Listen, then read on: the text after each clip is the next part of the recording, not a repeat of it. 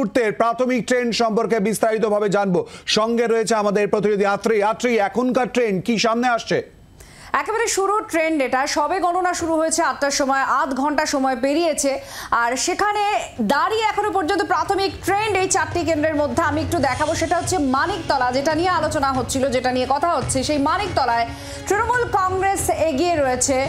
আপনাদের দেখাবো এই মুহূর্তে 4 কেন্দ্রের যে উপনির্বাচনের গণনা, তাতে একেবারে প্রাথমিক স্তরের ট্রেন্ড আপনাদের সামনে আমরা তুলে ধরছি। একেবারে শুরুর দিকে ট্রেন্ড, তৃণমূল কংগ্রেস এগিয়ে রয়েছে মানিকতলা এবং রায়গঞ্জে। মানিকতলা এবং রায়গঞ্জে এগিয়ে রয়েছে তৃণমূল কংগ্রেস, একেবারে শুরুর দিকে ট্রেন্ড আপনাদের বলছি। এবং বিশেষজ্ঞরা তারা বলেন যে এই বাই ইলেকশন বা যে কোনো বাই ইলেকশনে শাসক দলের মুখের দিকেই, অর্থাৎ শাসক দলের দিকেই কোথাও একটা ট্রেন্ড ঝুঁকে থাকে। এখনো পর্যন্ত শুরুর দিকে যে ছবি, একেবারে প্রাথমিক স্তরের যে ছবি আপনাদের দেখাচ্ছি, সেই ছবি দেখুন।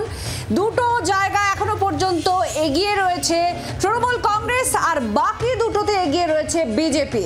এবার অর্থাৎ এই বাই ইলেকশন হয়েছে শিলাদিত্য, সেটা একেবারে বলা যায় যে বিজেপির গড়, অন্তত গত বিধানসভা নির্বাচন এবং এই লোকসভা নির্বাচনের পরিসংখ্যান তাই বলছে। আর সেই জায়গায় দাঁড়িয়ে দুটো কেন্দ্রে বিজেপি এগিয়ে রয়েছে, দুটো কেন্দ্রে তৃণমূল কংগ্রেস এগিয়ে রয়েছে। শহরের কেন্দ্র মানিকতলা, সেখানে এগিয়ে রয়েছে তৃণমূল কংগ্রেস, আর রায়গঞ্জ সেখানে এগিয়ে রয়েছে তৃণমূল কংগ্রেস 4 কেন্দ্রের মধ্যে। আর বাগদা, রানাঘাট দক্ষিণ, এখানে এখনো পর্যন্ত বিজেপি এগিয়ে রয়েছে শিলাদিত্য। আর এর পাশাপাশি নানান প্রতিক্রিয়াও আসছে, আমরা একটু সেই প্রতিক্রিয়াগুলো তুলে ধরছি। সুপ্তি পান্ডে কল্যাণ চৌবের কথা শুনছিলেন, এবার সুপ্তি পান্ডের কথা কি বলছেন শুনুন।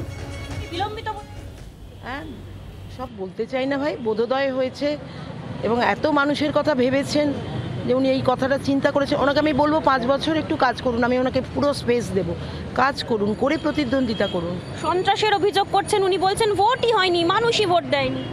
একটা পার্ট নিয়ে তো ওনার সমস্যা হয়েছে, ওই পার্টের রেজাল্ট আমি ফেলে দেব। বাদবাকি পার্ট, একটা পার্ট 31-এর একটা পার্ট নিয়ে, যোগদানের একটা পার্ট নিয়ে ওনার সমস্যা।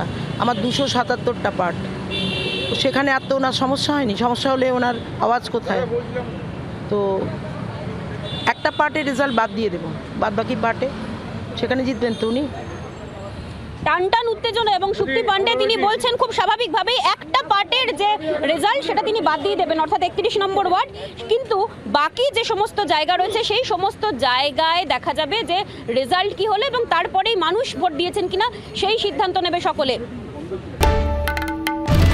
বাংলার আওয়াজ, বাঙালির আবেগ, জি 24 ঘন্টা।